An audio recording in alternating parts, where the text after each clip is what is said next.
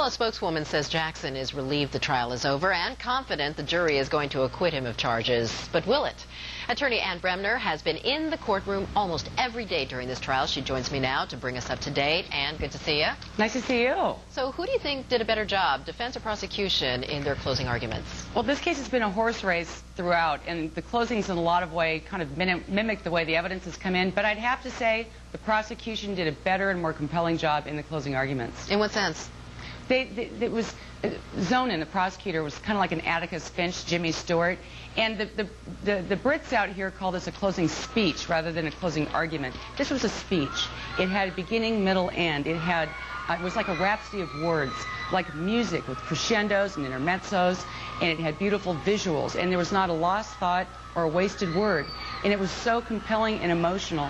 By the end of it, I felt like you just want to stand up and applaud for him. It was just beautifully done and brilliant. Was there a reaction by the jury? This jury's, I think they know that we're watching them all the time, and so they just don't react. I mean, they're very stone-faced, but they've been paying rapt attention. Well, do you think, having watched this jury, I mean, for months now, do you think it's going to be a quick deliberation?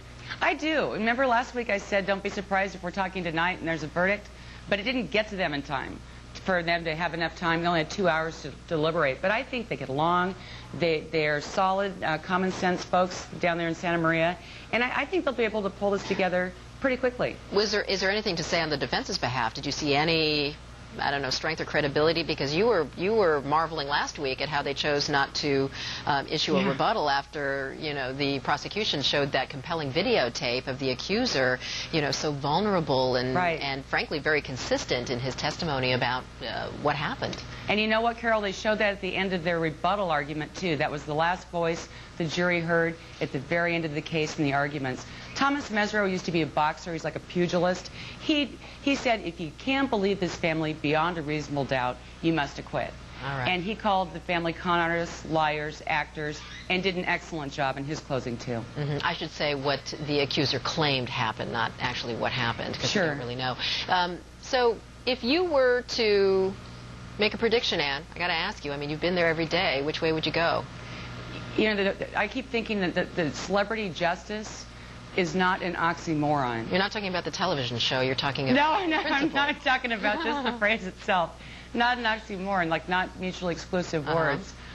If I were to vote right now on this jury, I think the weight of the evidence indicates guilt on the molestation charges and the alcohol charge. And what do you think was the most conclusive piece of evidence for you? The pattern evidence, 1108. The fact that once a pedophile, always a pedophile. Where there's smoke, there's fire. That Michael Jackson has done this again and again. Even though he's never been convicted in the past. There's only been smoke, no fire.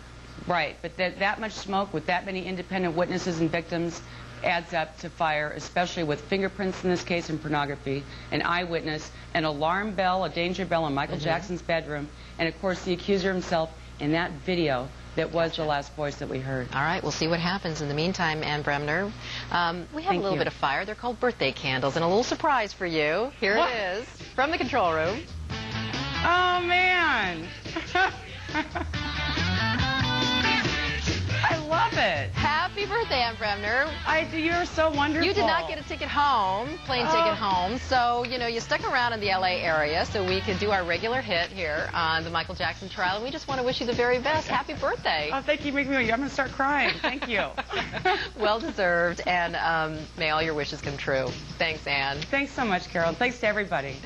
Well, be sure to tune in to Larry King Live tomorrow.